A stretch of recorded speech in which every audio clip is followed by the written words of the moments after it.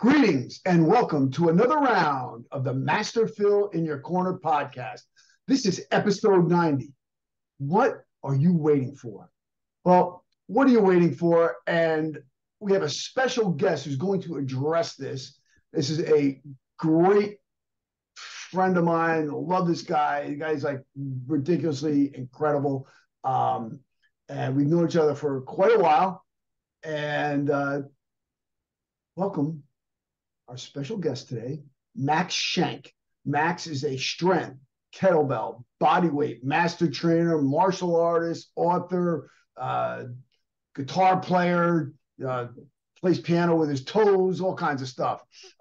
So, Max, tell a little bit more about yourself, and then I know you've been a repeat offender on the show before, so it's been a little while. Actually, been too long since you've been on. So, I miss this guy. We used to train together, work out together, teach at the RKC seminars and so forth, and we've had some really, really good times together. Good. Well, Thanks. man, thanks for having me. It's great to see you. Great to get back with you again. It has been way too long. What to say about myself? I've been doing this since I was 18 years old, been coaching people, and I think the topic of the day is very appropriate and actually describes my personal journey quite well. And reason being, it's very easy to teach someone how to do an exercise. There's almost nothing easier. You don't even need a room temperature IQ to do that. And you and I have seen that in action. Mm-hmm. Some some careers get a really bad rap, but there really are some really stupid personal trainers out there. But there are also some really brilliant ones who understand how the body and mind work together. And like I was saying, it's very easy to teach how to do an exercise. It's much trickier to ask someone the right questions so they can find their motivation so that they get up and do some kind of exercise every day. And it's going to be different for everybody, right? My favorite exercise for pulling is not pull-ups. I like to go climb trees. I have a bunch of trees across the street from me, and I end up in all these different positions and situations where my biomechanics are way outside of what a lot of coaches would call safe or good form, right? And that's another one of those lies that is told as a way to sort of gatekeep, because you have to differentiate. These so-called experts want to say, oh, my way of doing this is in fact the best way. But in actuality, that's just not how life is. Life is messy and people are messy. Right. And it's very easy to teach someone an exercise, much more difficult to understand who a person is, what they're thinking and feeling, and how to ask them the right questions so that they can find the motivation, because you can't motivate somebody. That's something that has been my experience. Maybe you can.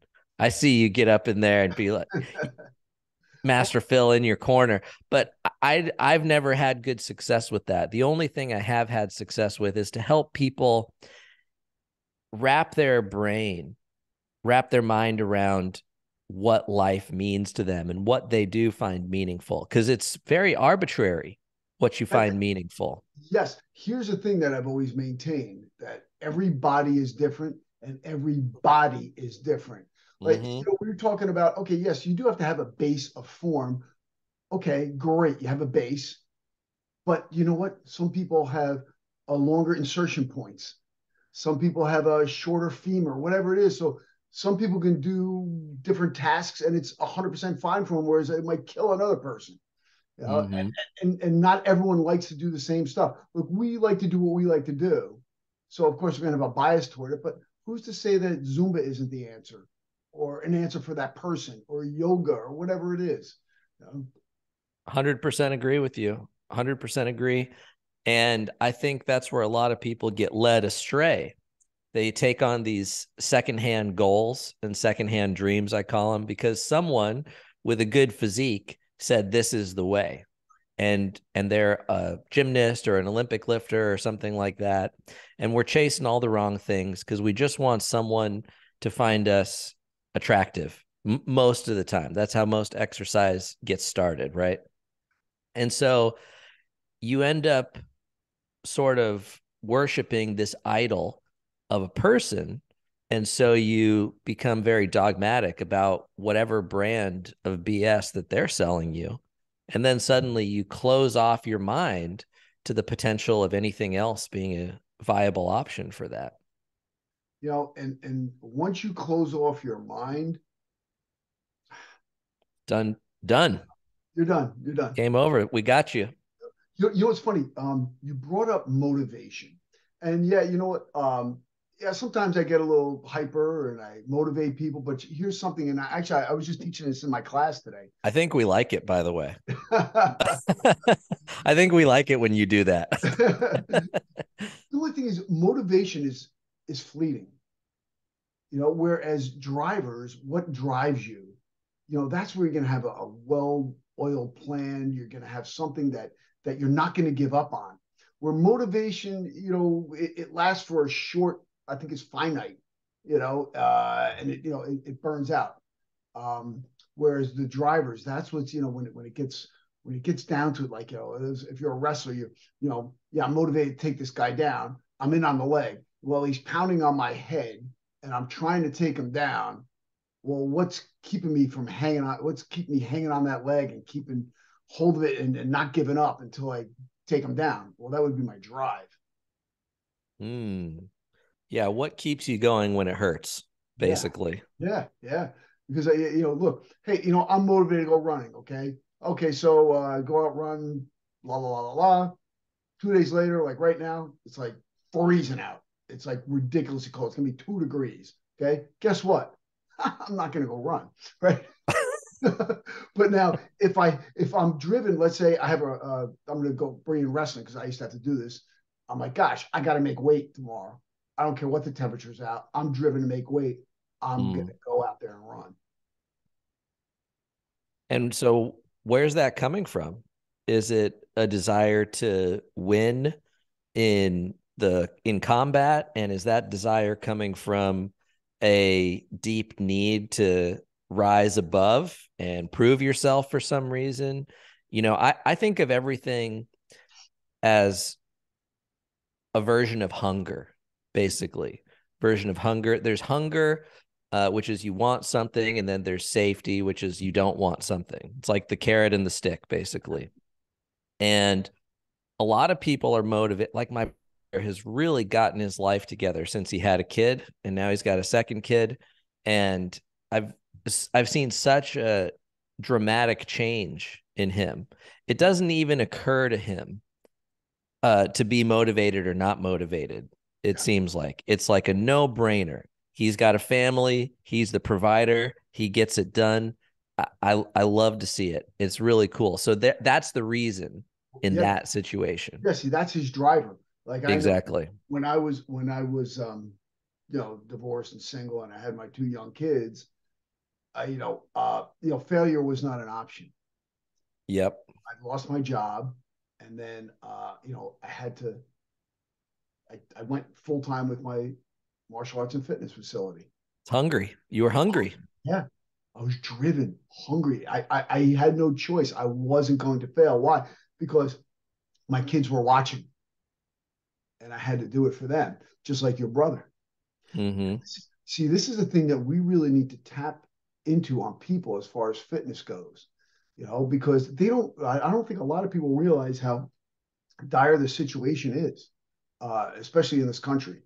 We look at the obesity rates, the death rates from the sedentary lifestyle that people have adopted, and the big thing, and actually even look at the mental health rate, and we know that exercise is just as good in many instances, if not better than a lot of these SSRIs, the selective serotonin reuptake inhibitors.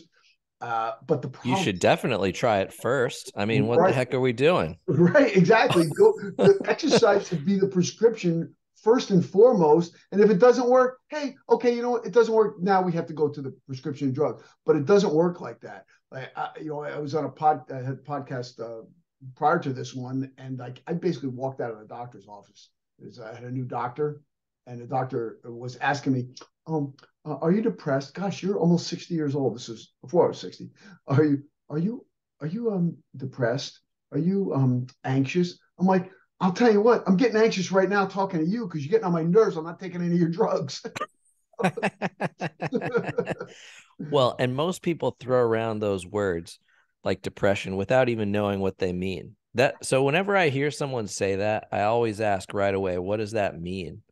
And they don't have a concrete answer. And if you look at some medical research they've done into simply exploring the definition of the word depression, there's not even a consensus on what that word means. So you can only have an idea in your mind of what it means. So you want to be really cautious before you adopt a label like that, because who doesn't get sad sometimes? It's natural, right?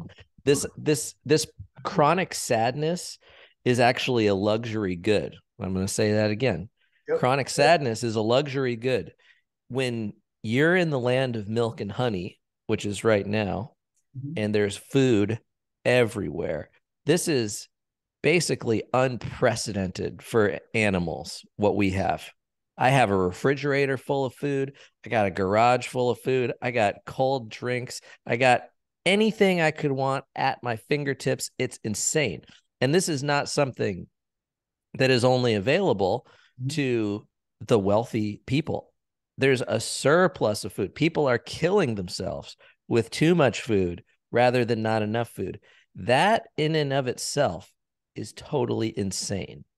And it only is possible for people to have this chronic sadness in a time of plenty. Because if we're in the Great Depression, if we're in a great dust bowl, and you go, hey, I'm feeling really sad and I just don't feel comfortable in my body, and you say that to someone who's a farmer, who's like deciding who gets to eat or not, they're like, yeah, okay, well, you can either pick up a shovel and help out or not, but we have no time for this. There's real problems and real hunger available to you. It's why, like, the Real Housewives of Orange County, they get all upset about a bunch of random stuff that they've invented in their mind, is because they don't have any of those real primal problems, right? So it's a luxury good.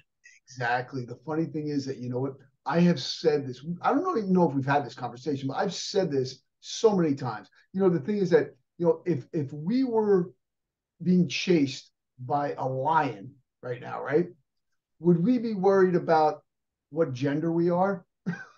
or, no. or you know, gosh, I don't feel comfortable in my body. You know what? Yeah. You're gonna run. You're gonna die. You have more important things to think about. Or like you said about the farmer. Hey, you know what? Either you pick up this shovel and start digging, or you're not going to eat and you're going to die. So right. Your self-actualization. See what happens is that we have to go and create our own anxiety, because if we don't have it, we're going to create it, because our body has to handle it. Our body has to deal with this anxiety, because we were designed to deal with anxiety. We were deal with the rush of adrenaline, you know, Ugg versus Og in a fight over the cave. A cave bear comes in, right? You know, you're going through the jungle and a tiger jumps out, right? You have to chase an antelope. We don't have to do that anymore. So what we've done is we create these issues in our own head. And one of the best ways to release that is through like combat sports, is through working out, is through challenging the body, releasing the hormones, releasing the endorphins and stuff. And the thing is that we have become so sedentary and so set that we create our own problems right now, even if they're not there. Undoubtedly. I say anxiety is the price of planning. And we're not planning. Well, anxiety is a byproduct of being able to plan and project into the future. Even the word project and projectile come from that ability to see into the future. And without those things, we have no chance against the other animals. We're squishy, no claws, no armor, no poison, no venom, slow. we're dead. So anxiety is just the price we pay for being able to see what might happen an hour later, a day later, a year later, something like that. So that's very natural. And what you're talking about is getting people back into the present, into the here and now, which is the only thing that's real. Everything else is an illusion that we create in our own minds from all of these experiences that we've had, all of these ideas that have been put into our heads. You know, the idea of keeping up with the Joneses, that's an idea that got put into your head. So it makes you think, I need a fancy car so I can be enough. And when you're in flow, when you're doing martial arts, when you're sparring somebody, all that stuff becomes irrelevant again. You're suddenly, boom, right back into the present. Playing music, same thing. Playing the drums, same thing. You're not anywhere else. You're right in that present moment. And now you are outside of that illusion of your ego and all this stuff that you've created as this avatar, so that you'll get a good response from the other people. And this is also why when you have people saying these things about like, I'm this and I'm that, and they're just a person without a tribe, basically. They're trying to get some sort of attention. And that's why it has to be more and more perverse. And I'm not judging, by the way. If you want to hook your nipples up to a car battery and that's what gets you going, more power to you. Go with God. Yeah, exactly. But the reason that this is so much more prevalent now is people are desperate for attention. And the fact of the matter is, people give them attention. And so as soon as that predictable pattern happens, they're just going to do that. And they will repeat that pattern where they get some good attention. But if you don't give it attention, it'll stop. You know, you bring up some incredible points. You know, and you know, when we take this to the next step and say, well, gosh, you know, people need to start moving, right? So what are they waiting for? What is someone waiting for? So we're talking about these, you know, psychological conditions, let's say, and that most of them are, I'd say, self-imposed. And some of them obviously are societal, and you know how our current modern day society is. But is there anyone out there who doesn't think that being in shape is good for you? I doubt it. Right. So what are we waiting for? You know, like it amazes me right now when I see people who smoke cigarettes, especially people younger than I am, because they should know better at this point. I mean, I come from the era where when we were in school as kids in elementary school making clay, you know, the clay they put it in the kiln and so forth, we would make our parents ashtrays. Okay, they don't do that anymore, you know. But so you know, why are these people making these choices? You know, and look, fitness, to do it or not to do is a choice. You're choosing to work out, or you're choosing not to work out. You're choosing to smoke a cigarette or not smoke a cigarette. Why are people making these choices? Why are they waiting to get moving when they know that they should be? It's the same reason people are in debt. It's because deferred gratification is not on the radar. I think that's the back to the planning thing. Everybody has different parents. I think that's the biggest privilege a person can have, is you have good parents or you have bad parents. And even if your parents suck, you can do the opposite. I've seen that a lot too. People are usually very much like their parents, or they go off completely the other direction. So there's an advantage no matter how you slice it. But if you are caught, it's like any other addiction, basically. People are addicted to the telephone. People are addicted to cigarettes, drugs, whatever. And look, I'm drinking coffee right now. I really like coffee. Fortunately, the price is pretty low, I think, that what it costs me in terms of, I don't think it's damaging my health in any way.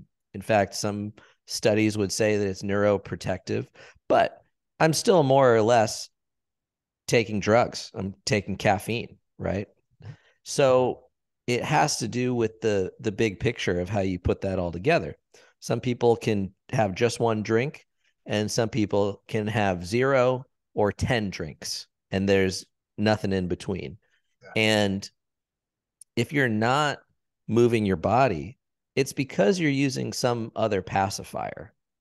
And I think that's where people really get tripped up is if you're addicted to food, which obesity is a mental illness that just has a physical evidence afterward. You just see it around your midsection. If you're addicted to cigarettes, you don't get fat. If you're addicted to TikTok and Instagram, you don't get fat. You're still wasting your life, I would argue. But hey, look, I'm not one to judge because there's a lot of good stuff. There's boobs on the telephone now. I mean, that's crazy that even happens. But actually, there's even more on some of the apps. it will take away from your intrinsic desire to get up and move around. So these pacifiers keep you trapped in that dopamine loop, whereas you would otherwise have to go move around, go talk to a lady, people who get really hooked on pornography are much less likely most of the time to go talk to an actual woman and form a physical relationship. People who are, just constantly consuming stories on their telephones, their eyesight's going to get worse. They're going to have less drive to go do other things because they're getting the reward already without doing the work. And I get it. If you can, I totally understand why people would get caught in that trap. And if you have the presence of mind to realize what you're sacrificing by doing that, then you probably would get up and go. But once again, that deferred gratification, not everybody has it. Otherwise, everybody would be rich and fit, basically. Yeah. Yeah. That's, you bring up a good point, that deferred gratification. You also brought something else up too. And I'll just add something to that. People have stressors, and you're going to cope with those stressors one way or another. If you choose to cope with the stressors with alcohol, drugs, TikTok, whatever, or are you going to work out, learn a new language, build a house, build a shed, something like that? Are you going to do something physically constructive, or are you going to do something that's a waste of time and destructive? But you're going to have to release that somehow. You have to release that stress somehow. No doubt. I'm sorry. I will also argue that some of these things, obviously, the things that you do bad, are going to eventually add stress to you. Absolutely agree. George Carlin has a bit where he talks about drugs, where you start doing drugs and at first it's a lot of pleasure, very little pain. And then they intersect and they invert, where it's a lot of pain and very little pleasure. And it's like most things, right? You overdo it. Although if you can exercise every day, that seems to not really apply. It's usually you just feel better and better and better, and you get more and more fit. You're lighter on your feet. You feel better, more energy, and you have more focus and attention to give things that you decide are important instead of someone else decides is important for you. And that's the constant receiving of messages. I'm really blown away because I don't see any advertisements. I don't have TV. I watch videos on YouTube. It's a great tool for a creator and for a consumer. Of course, you can overdo that too.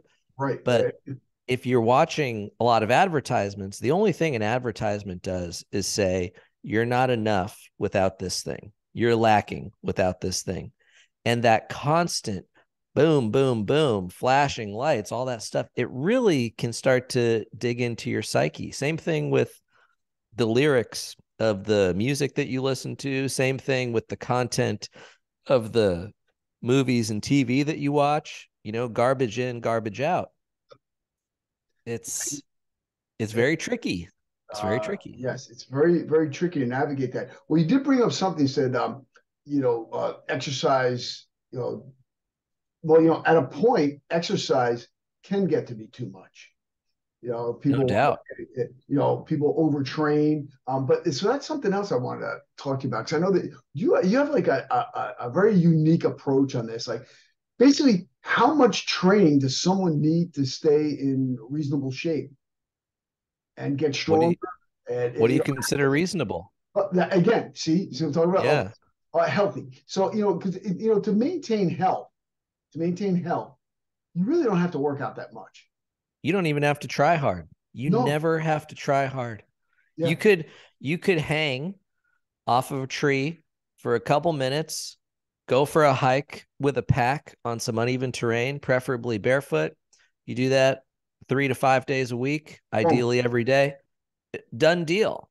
mhm. Now, if you want to get a little more interesting, maybe you add some dancing, maybe you add some martial arts practice to it.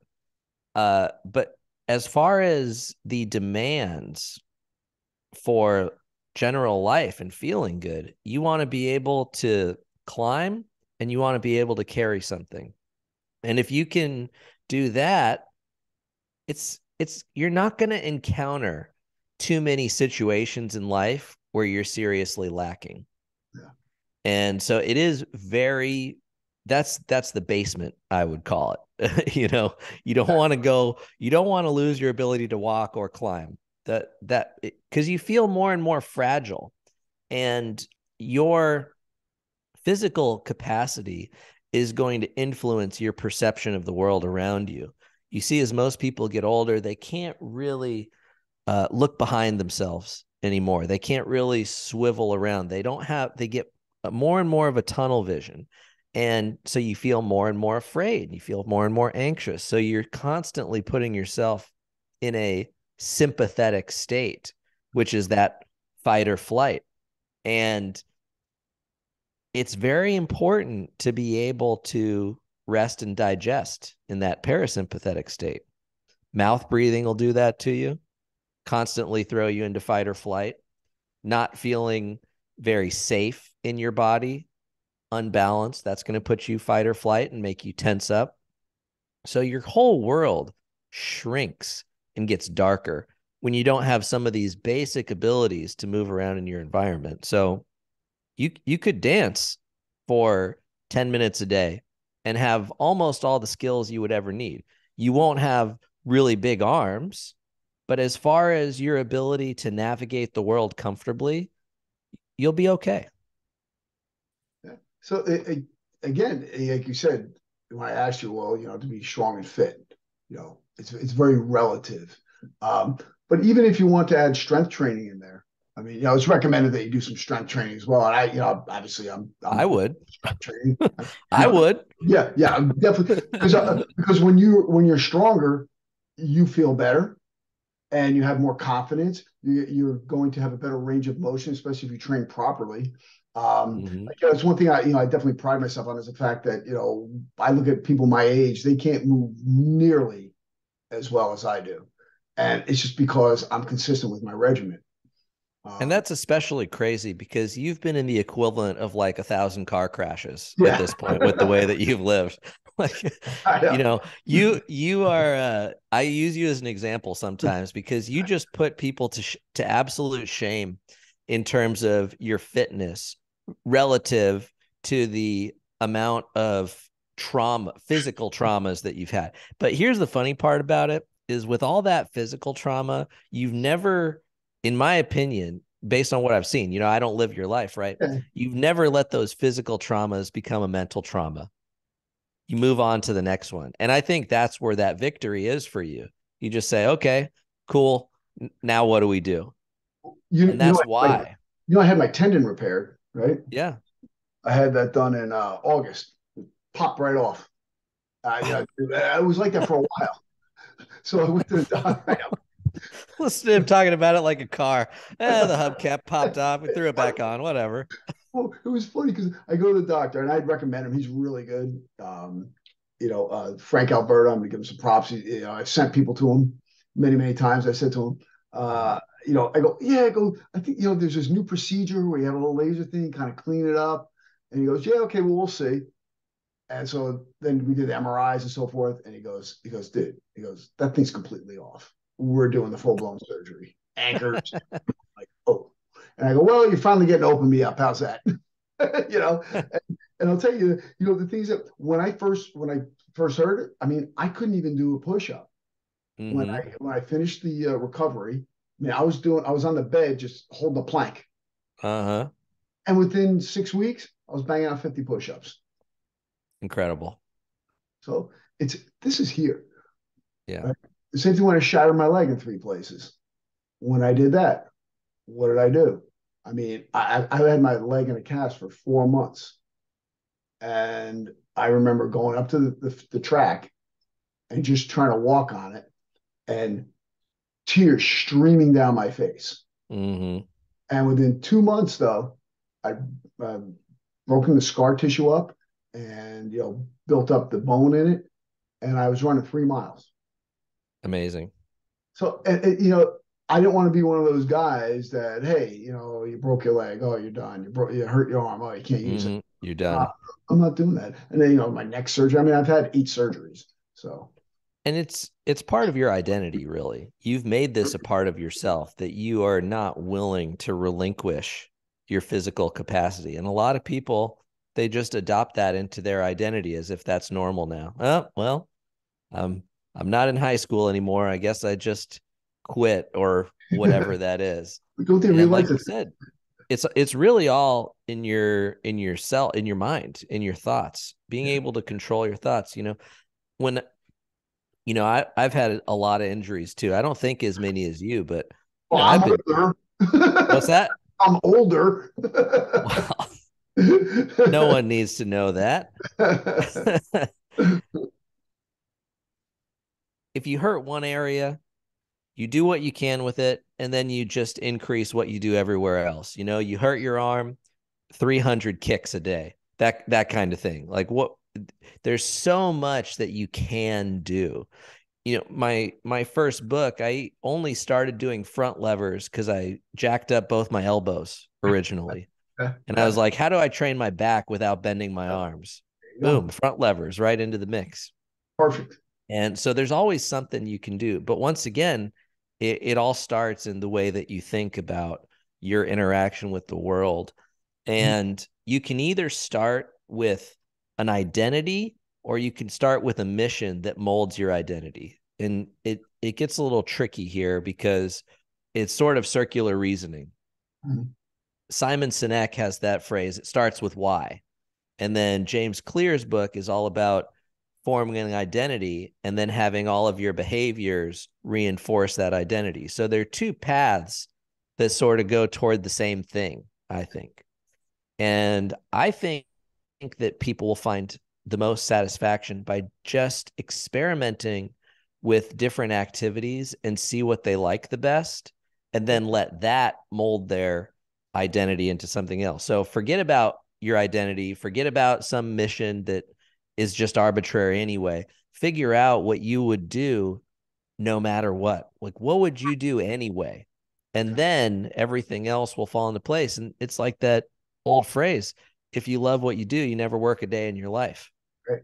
I mean, you bring up a great, incredible point, and I think that people should just really sit on that and absorb what you said. And I'm definitely going to make this one of the clips. But now, I just want to ask you: is there anything you're doing right now? How can people get in touch with you? How can they, reach out to Max Shank? MaxShank.com. Yeah, MaxShank.com, at Max Shank on all the social stuff. I don't really use them right now, but there's a lot of good free information there and a lot of great programs at MaxShank.com that you can get. If you're in Encinitas, you can check out the gym, Ambition Athletics. It's this month will be our 14th year. Wow. And awesome. Yeah, everything's, I got 2 dogs now, so I'm playing tennis, doing a little bit of fitness, dancing, practicing martial arts, and it's good stuff. It's pretty warm here right now, so yeah, it's all good. That's awesome, man. I love hearing that. You know, Max, you're always a great guest. It's always great to talk to you. And I know the audience is going to enjoy listening to you over and over again. And we're definitely going to have you on again. And this time it's going to be sooner than later. But again, thank you for coming on with the podcast, Master Phil in the Corner podcast. And thank you, audience, for listening. This is Master Phil with our guest, Max Shank, signing off. Strength and honor.